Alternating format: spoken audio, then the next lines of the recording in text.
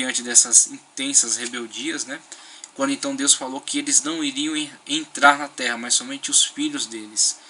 E a exceção é feita com relação a Josué e Caleb, que são aqueles que deixam a terra do Egito, peregrinam 40 anos, e Josué então assume a liderança após Moisés daqueles que vão entrar na terra de Canaã.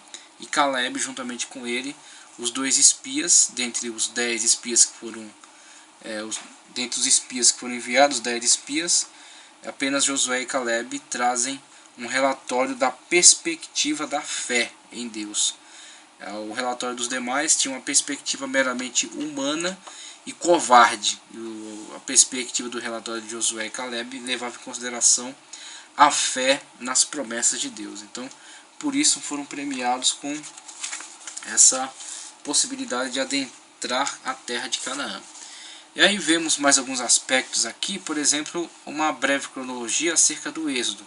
Então essa proposta cronológica aqui apresenta a data de 1445 a.C. para a saída. Vemos aqui uma representação aqui do Mar Vermelho sendo aberto e o povo passando pela terra em seca. Quando o povo termina de passar, o mar novamente se recolhe ao seu lugar e afoga as tropas de Faraó que haviam adentrado para perseguir o povo de Israel. Então temos aqui esse grande evento, esse evento fundamental aqui na história de Israel, a continuação da peregrinação, os 10 mandamentos, tá ok?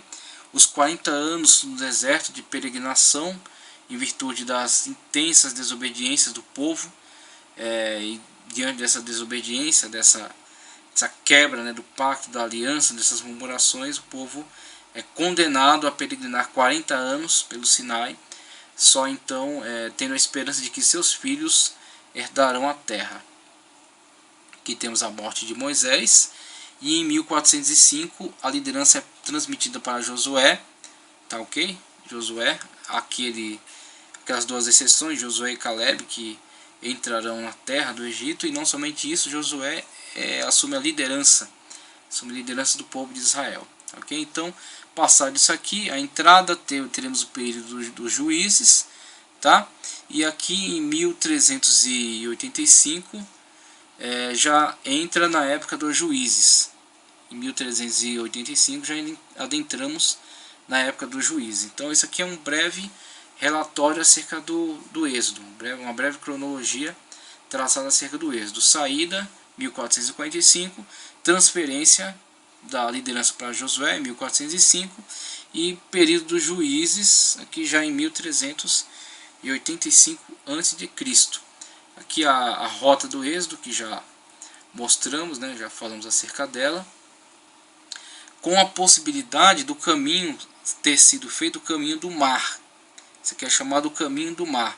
Só que Deus mesmo, falando com o povo através de seu profeta, fala que eles não irão pelo caminho do mar para que não vejam a guerra.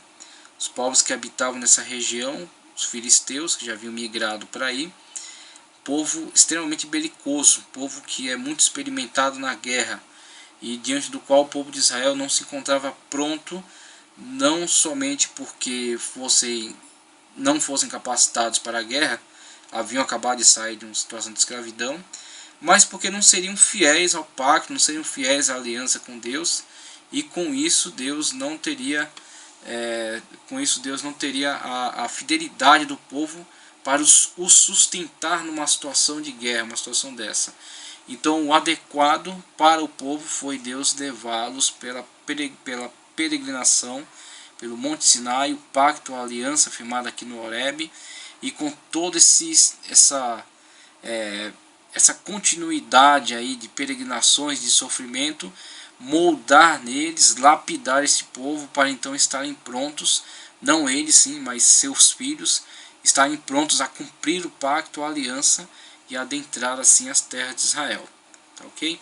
Então, passado aqui esse período, vê-se que as peregrinações deles, né, eles tentam um caminho, têm a desaprovação de Deus, retornam, permanecem em Cades Barnea durante muito tempo, e quando então são autorizados a seguir em frente para a aproximação da terra e futura tomada da terra, eles tomam este caminho aqui, margeando territórios de Edom, margeando territórios de Moabe, tendo sido orientados expressamente por Deus que eles não tomariam terras dos edomitas, não tomariam terras dos moabitas, nem dos amonitas, por serem povos aparentados a Abraão, por terem um ancestral comum, Abraão e Ló, Abraão e Ló, sobrinho de Abraão.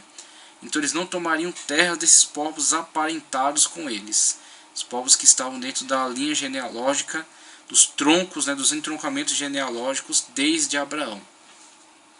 Eles tomariam terras dos amorreus, terras de Seom, e de Og, e a terra dos cananeus, conforme vamos ver num mapa que mostra esses povos que habitavam na região, tá ok? E aí temos essa outra linha cronológica que visa explicar um pouco acerca das datas que são firmadas para essas teses cronológicas. Então, uma boa forma de estabelecermos uma data para a peregrinação, para o êxodo, para a saída da terra do Egito e a entrada na terra de Canaã, é pegarmos aqui um dado que é nos fornecido pela própria Bíblia, que fala acerca dele no livro de Reis. No livro de Reis nos é apresentado aqui esse dado, quando estão tratando acerca da construção do templo, na época de Salomão. O autor bíblico, de uma forma muito inteligente, muito impressionante, ele nos dá a época, nos dá pelo menos um parâmetro de tempo para poder fazermos aí uma medição, uma cronologia do tempo da construção do templo de Salomão para o êxodo. Ele nos diz que o templo foi construído 480 anos, tá ok? O templo da época de Salomão foi construído 480 anos depois do êxodo. 480 anos depois do êxodo, mês de Ziv. E aí o que acontece? Com esta perspectiva de tempo aqui, 480 anos depois do êxodo, podemos estabelecer cronologicamente, por meio de fazer uma analogia com outros fatos históricos importantes, com outros reinos que eram contemporâneos da época de Salomão, e podemos chegar ao estabelecimento cronológico da época de Salomão. A época em que Salomão construiu o templo foi o ano de 966 a.C. Como estabelecemos essa data aqui? Em comparação a outros fatos históricos contemporâneos a Salomão, contemporâneos à época da construção do templo. Então há evidências arqueológicas da construção do templo. Com essas evidências é possível fazer uma datação, tá certo? E com essa datação, não somente com as evidências dentro de Israel, evidências do templo, podemos encontrar povos que viveram na mesma época, que foram contemporâneos a esses fatos.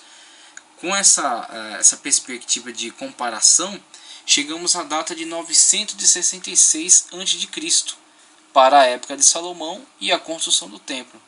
E aproveitando essa data aqui, essa data base, de 966 a.C. para a construção do templo, o texto sagrado de Reis nos informa: o templo foi construído 480 anos, o êxodo aconteceu 480 anos antes da construção do templo. E assim, voltando na linha cronológica, temos o ano de 1445 para a data do êxodo. 1445 para a data do êxodo. 1445, somamos a isso 430 anos de escravidão no Egito. 430 anos de escravidão no Egito. O que nos remete à data de 1875, a data em que Jacó desce ao Egito. A data em que Jacó desce com seus filhos ao Egito. A promessa que Deus havia feito a Abraão acerca da posse da terra, é refeita a Jacó quando, da ocasião em que ele desce para o Egito. Se não me engano, Gênesis 46, na ocasião em que ele desce para o Egito. Então aqui dá-se a entrada deles no Egito. Primeiro numa situação não de escravidão, mas também não de governo. Eles não estão ali governando sobre a terra, eles estão ali primeiramente a convite, o que se torna pouco tempo depois em escravidão.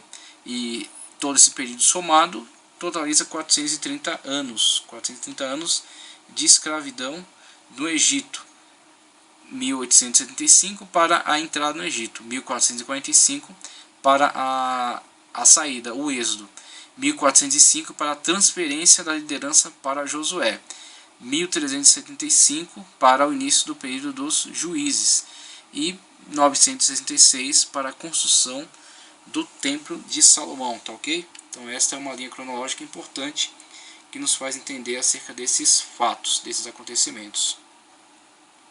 Aqui temos mais um mapa que tem a finalidade de mostrar exatamente o percurso, tá ok?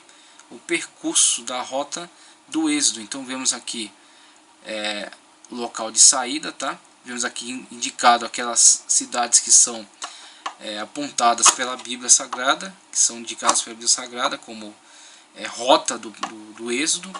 Então temos Pitom, que foi construída aí pelos israelitas, participaram da construção de Pitom. Sucote, o lugar por onde eles passaram. Piairote, onde se viram lá numa situação de apertado por todos os lados, né? Inclusive Faraó os perseguindo, né, no encalço deles. A travessia do Mar Vermelho, com um grande milagre, né? A intervenção divina sobre as águas, quando o vento soprou ao longo de toda a noite, e pela madrugada aí já estava o caminho aberto para eles atravessarem o mar, e pela manhã o mar torna o lugar, afogando, né, submergindo os exércitos de Faraó. E Flávio Joséfo diz que as armas com as quais eles lutaram mais à frente contra muitas nações são as armas que sobraram, que restaram aí do exército de Faraó, que foi submergido aqui, e as armas deles foram parar nas margens, né, com o movimento das águas, as ondas, né, levaram armamento deles para as margens. Mas isso é apenas uma tese apresentada aí por Flávio Joséfo, uma possibilidade apresentada por Flávio Joséfo, tá ok? A continuidade com a passagem por Mara, por Elim, deserto de Sim, deserto do Sinai, aqui o Monte Horebe, tá ok? Toda a continuidade. Cades Barneia, onde eles habitaram durante bastante tempo. Aqui temos a indicação de algumas cidades antigas de Canaã, como Arade, inclusive onde eles tiveram embate, né, com o rei de Arade. A continuação aqui em Ezion-Geber e as demais cidades aí já que fazem parte da entrada deles, da tomada deles da terra, tá certo? O Monte Nebo é um lugar importante, é um lugar que é bastante marcante aí para a história de Israel. E a cidade de Ai, Gilgal e Jericó, tá? Cidade de Ai, Gilgal e Jericó. Em Jericó temos importantes evidências arqueológicas por causa das ruínas que foram encontrados lá. As ruínas. Então essas ruínas indicam uma data para o êxodo de acordo com a tabela que passamos aqui. Diferentemente da data de 1250. De acordo com as ruínas encontradas aqui, vemos destruição nessa cidade e houve um grande período, um lapso de tempo de reconstrução. E as evidências encontradas do período de destruição da cidade indicam uma data próxima da data de 1445 a.C. Então com isso temos evidências, né, e temos uma perspectiva aqui da caminhada de Israel no período de peregrinação antes da entrada na terra de Israel. Temos aí a disposição das tribos após a entrada, tá? Vamos analisar melhor isso aí mais adiante. Então a tribo de Israel, o povo de Israel, após a peregrinação de 40 anos pelo deserto, quando entraram na terra, não tomaram possessões de Edom, não tomaram possessões de Moabe, tomaram possessões aqui dos amorreus e dos demais reinos cananitas que havia aqui na terra de Israel, estabelecendo as tribos de acordo com esse plano aqui apresentado. A tribo de Ruben, Gade e Assé, do lado oriental do Jordão, aqui temos Mar da Galileia, Rio Jordão e Mar Morto, tá ok? Então Rio Jordão, temos aqui lado oriental do Rio Jordão, as três tribos, Manassés oriental, Gade e Ruben, e aqui as demais tribos, tá ok? Estabelecidas a oeste do Jordão. A tribo de Judá, na qual vai se localizar a capital Jerusalém, aqui quase na fronteira entre Judá e Benjamim, tá certo? Então essa será a disposição das tribos de Israel que estaremos analisando. Pessoal, vamos dar continuidade. Já tratamos agora no vídeo passado acerca do êxodo de Israel, né, a poderosa intervenção da mão de Deus em favor deste povo, né, o povo que Deus elegeu para ser o seu povo exclusivo na terra, e por meio do qual ele mostrou o seu poder, mostrou a sua presença, né, sua atuação, e inclusive o grande propósito, o grande projeto de demonstrar, né, por meio da vida desse povo,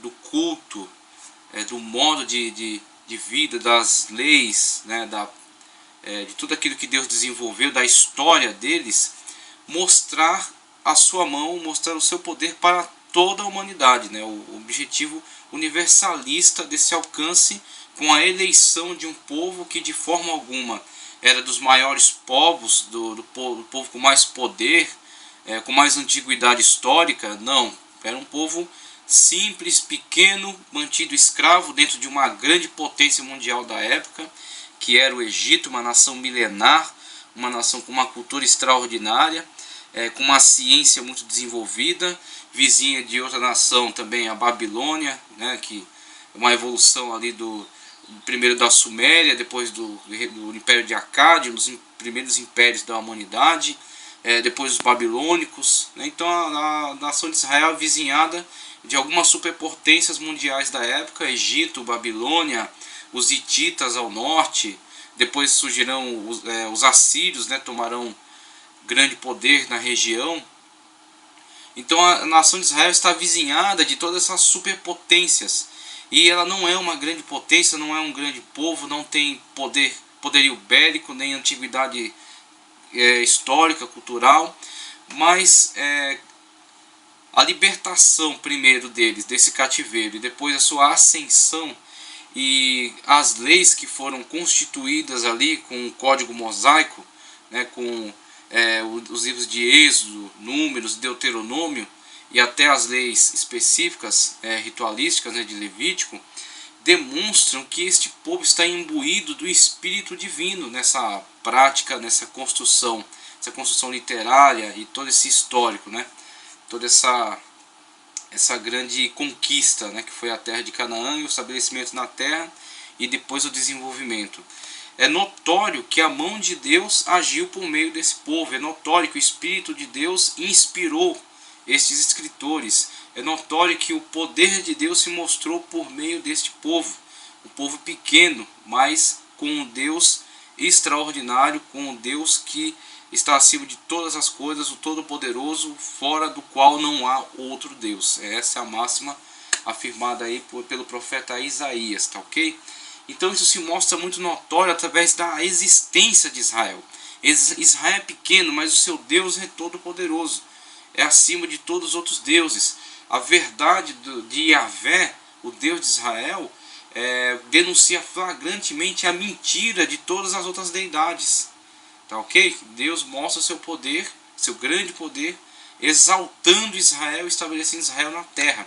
E o grande propósito era que Israel fosse um grande testemunho, um catalisador aí dos povos, trazendo-os para a verdade de Deus. Inclusive muitos, né, se tornaram prosélitos, muitos se associaram a Israel. Depois Israel, com as diásporas, né, com a forma como os judeus se espalharam pelo mundo, propagaram, né, esta base religiosa, esta base legal também, que levou os povos a ter dentro do seu arcabouço cultural, a sua formação cultural, uma influência primeiro judaica, depois cristã. Com isso a sociedade ocidental, por exemplo, tem uma base de formação cultural cristã judaica, tá ok? Que rege aí a ética, a moral, e que influencia também na formação das leis. Então isso é uma herança cultural herdada e primeiramente construída nesse contexto, nesta época. Estamos falando aqui de 1445 a.C., com a saída de Israel. 1400, quando Josué assume o comando, já havia o código de leis, já estava pronto, já foi entregue à nação. Eles entram na terra já com esse código de leis, e então passam a viver norteados, né, por esse sistema, norteados por essa ética, por esta lógica, né, por esse sistema de leis, essas ordenanças divinas. E aí o que acontece? Com o desenvolvimento histórico, vemos como isso veio a ser disseminado e influenciar diversos povos do mundo, tá ok? E aí, dentre essas avaliações, vemos aqui, passando a questão do Êxodo, tratamos aqui do